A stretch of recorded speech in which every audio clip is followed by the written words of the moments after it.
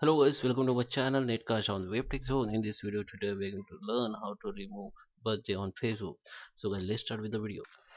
So guys, here I'm on my Android phone. So let me open first Facebook application. So this process same for Android user as well as Android iOS. Okay, iPhone.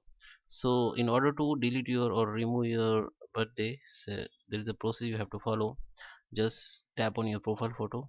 Okay, and here your profile will be open. Just click on edit profile and just scroll down and go to the edit your about info, and you will just have to scroll down and find out the option called basic info, and this is your birthday.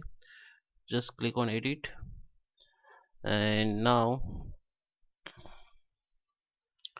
you can change your birth date from here, or you can change the privacy. If you don't want to see your birthday to your friends, just click on this tiny icon and you can change the only me, or if you don't want to show your birthday to friends or public, you can just tap on only me or change your privacy, or you can change your birthday.